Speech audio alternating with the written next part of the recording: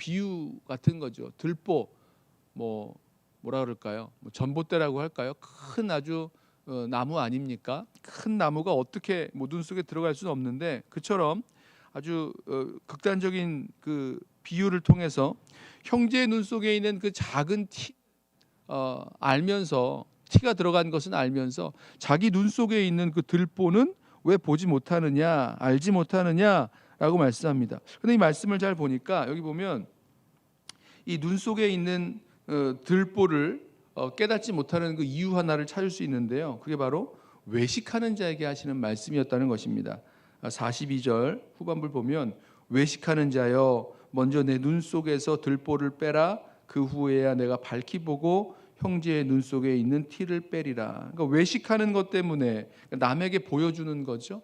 남에게 보여주기 위해서, 실상은 다른데 남에게 보여주기 위해서 하는 그 행동이 내 속에, 내 눈에 있는 그 들보를 보지 못하게 만드는 그런 역할을 합니다. 남에게 보여주는 행동을 하다가 스스로 자기가 속는 그런 일들이 생기는 거죠. 이 예수님께서 제자들에게 비유로 가르쳐 주시는데, 비유 자체가 우리가 보지 못하는 것을 제대로 볼 수 있도록 만들어 주는 것처럼, 오늘 이 말씀을 통해서 우리 자신을 좀 볼 수 있도록, 주님 앞에서 또 말씀 앞에서 우리 자신이 어떠한지 밝히 보고 정말 주님 닮은 모습으로 자라날 수 있는, 진리 가운데 또 주님 안에서 성장할 수 있는 저와 여러분 되기를 소원합니다. 계속해서 예수님께서 이 비유를 통해서 가르쳐 주시는데, 세 번째 비유는요, 나무는 열매로 안다라는 그런 원리를 가르쳐 주십니다. 좋은 나무에서 좋은 열매를 맺고 나쁜 나무에서 나쁜 열매를 맺는다. 우리 그 나무가 열매를 맺으면 그 나무가 무슨 나무인 줄 알죠? 우리가 나무를 그렇게 잘 압니까? 잘 모르는데, 그 나무에 사과가 열렸다면 이 나무는 사과나무구나. 귤이 열렸다면 이게 귤나무구나, 이렇게 알잖아요. 마찬가지로 나무는 열매로 아는 것입니다. 좋은 나무에서 좋은 열매, 나쁜 나무에서 나쁜 열매를 맺게 되어 있습니다. 근데 이어지는 말씀을 보니까 이게 무슨 말씀인가 생각할 때에 한 가지 말씀을 더 말씀하시는데, 마음에 쌓은 선에서 선이 나오고 마음에 쌓은 악에서 악이 그대로 나옵니다. 특별히 그 말을 말씀하는데, 그 말이 그 열매라고 하면 그 마음은 그 나무가 되겠죠. 마음에 쌓은 선과 악이 그대로 말로 나오는 것을 봅니다. 말을 보면 그 사람이 어떤 사람인지 알 수 있고, 그 마음에 무엇이 담겨 있는지 알 수 있죠. 그 마음에 생각하고 있는 것, 그 마음에 품고 있는 것, 그것이 말로 나오기 때문입니다.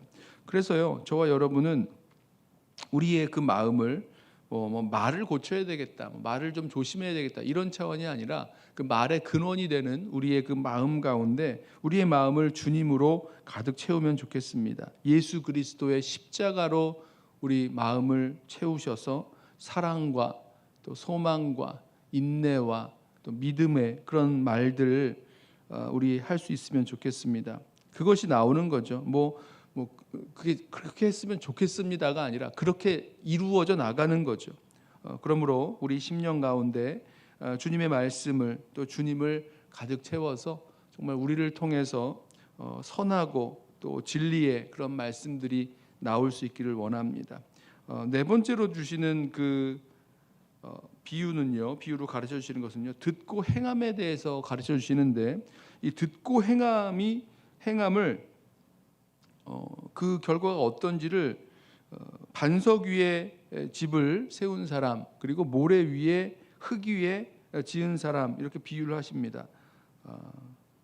근데 모래 위에다가 주춧돌도 놓지 않고 집을 세울 수가 있나요? 이런 사람은 없죠. 분명히 아주 튼튼한 그 반석, 그러니까 튼튼한 그 기초를 놓기 위해서 최선을 다하는데, 아무튼 이 주추를 반석 위에 놓고 집을 지은 사람이 있고, 주추 없이 흙 위에 지은 사람이 있는데, 언제 이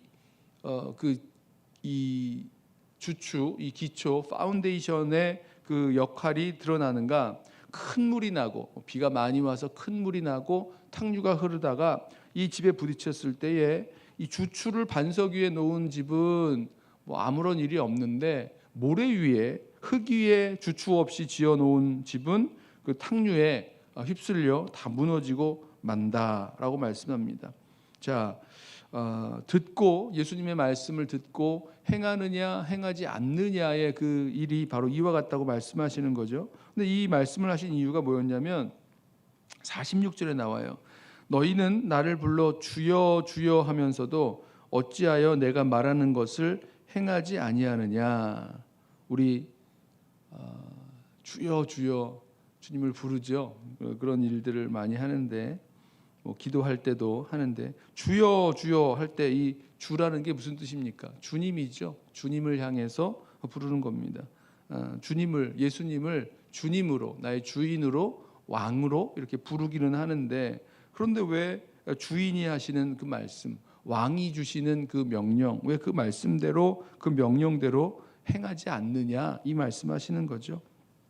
만약에 너희가 내가 너희에게 말한 대로 행하지 않는다면 마치 주추 없이 흙 위에 집을 지어 놓았다가 큰 물이 일어났을 때에 탕류에 휩쓸려서 다 무너지고 마는 것 같이 파괴되게 될 것이다. 멸망하게 될 것이다. 그 말씀을 하시고 계십니다. 그래요. 오늘 예수님께서 제자들에게 비유로 가르쳐 주시면서 이 비유를 통해서 우리가 제대로 보지 못했던 우리들의 모습들을 함께 볼 수 있게 되기를 원합니다. 맹인이 맹인을 인도하는 것 같이 앞을 보지 못하면서 다른 사람을 인도하는 그런 역할을 하고 있는 우리들의 모습은 아닌지, 또 우리 눈 속에 아주 커다란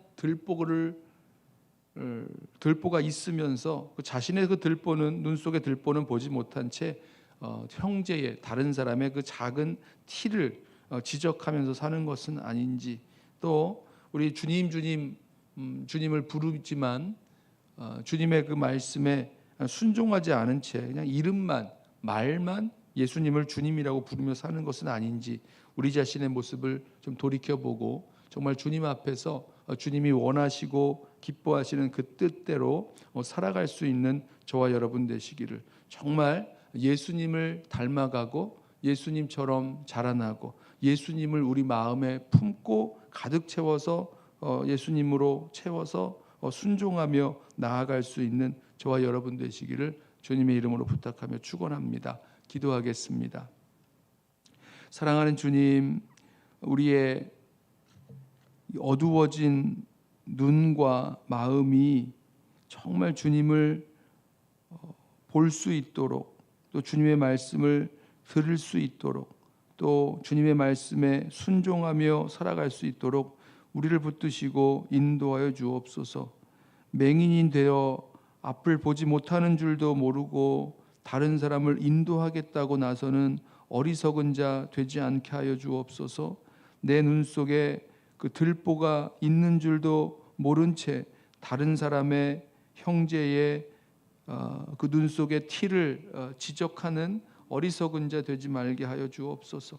주님을 주님이라 부르면서도 주님의 말씀에 순종하지 아니하는 어리석은 종들 되지 않게 하여 주옵소서. 정말 우리 마음에 주님을 가득 채우고 또 주님께서 우리에게 주시는 그 말씀을 듣고 순종하며 기쁨으로 살아나갈 수 있는 주의 백성들 되게 하여 주옵소서. 예수님의 이름으로 기도드리옵나이다. 아멘.